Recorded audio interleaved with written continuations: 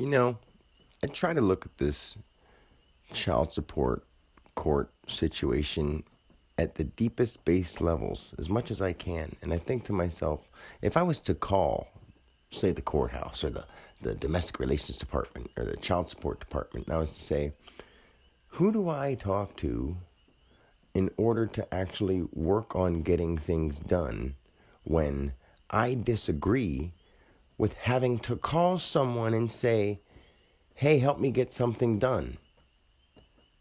Do you see what I'm saying? I feel, since I'm a living, breathing being who's capable of handling his own self and not harming anyone, I should be able to go right over to the house where the children are, which I am. But if I did, even though I would go there with peace, I mean, I'm going to do it soon if I can get a ride, or I'll get a bike. I know that sounds silly, but I need to see my kids. And one of these things is like, I'm not afraid of having a police officer come because, sir, I'm really just here to see my kids that she's kept from me. And she kept them from me for so long that I refused to pay money. I stopped paying money way after she stopped bringing the kids. And if anything would have changed anything, it would have been the experience I had. And that's not what I want to bring up in this situation, but that's what started it. And if it would happen with you, your parents and your family and everybody you know would freak out too. And everybody in your whole life would change too. And you would change. So it's like, I can't explain my situation to somebody if they don't let me. And if I get punished over it, it's ridiculous. I'm a great example for my kids, and I know that. So I don't feel the need to call and say, people at this place called court, I need you to let me put my ball in your court so you can decide how my outcome comes, Like that's just not how it is deep down supposed to work. And anybody with the right mind can just hear that and know. Someone else isn't supposed to decide things for you, and it's between me, her, and it's about our children.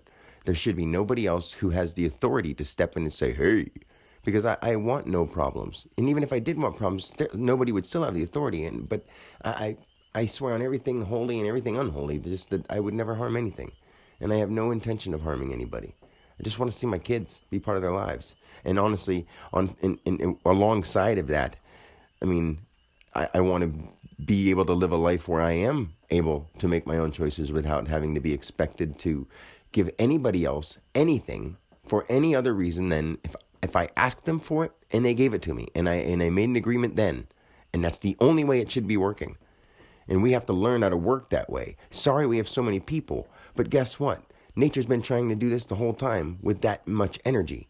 And we are able to control it if we learn how and work together instead of let people who know how to use it against us. And I know how to help us with that. But it includes people who happen to work for places with people who are doing it or work in groups associated with those so they don't want to feel that they're involved with something bad. And I understand that. When it truly wakes you up, you feel like your own family's involved in something bad because they won't stop doing the wrong thing. So that you know everybody else who doesn't know you even has less consideration for you. So when you really understand what's going on in spirituality, that's why you feel like such a stranger to the world. So I can't call and ask somebody to tell me what steps to take to work this out because they'll just tell me to pay for it. And I'm not going to pay for it because she wasn't bringing them when I was paying for it. And that's the whole case. They don't hear that. And that's beyond that is that I'm a free man and I love my kids and I got them taken from me. That's the crime. She took them from me. And then because she got another boyfriend, she just started taking me for child support when I told her, if you need anything, tell me. If you need anything, tell me. If you need anything, tell me. And it was just like that until she got a boyfriend. That's not my fault. That's her fault. That's her for being immature and not being able to handle the fact that, hey, I'm still here and I'm not going to be like, oh, you have a boyfriend. Oh, my goodness. I didn't care. I had a girlfriend, Maybe she was jealous and wanted to do it. I don't know. But either way, I did ask her. And then she took it so that it was like something ridiculous and then didn't bring the kids anyway. And then that's what the spiritual event that happened, that's meant to happen.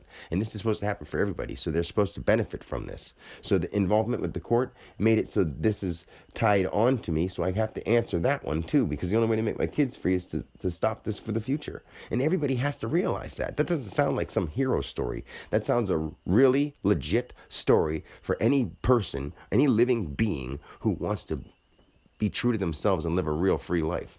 I mean, that sounds like a good story, you know. I was born into a world without having to feel like I owed anybody anything, except for the fact that something brought me into a world and gave me the chance to live.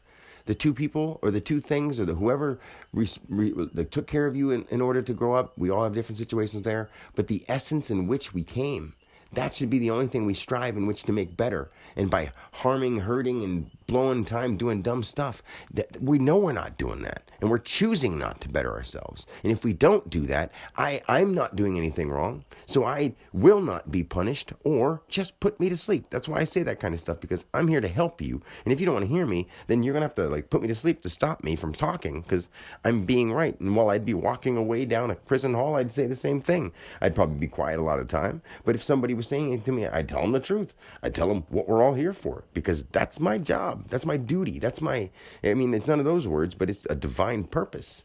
And it's on top of being here as a father and a human being and a teacher, a speaker, a lover, someone who cares. So, till next time.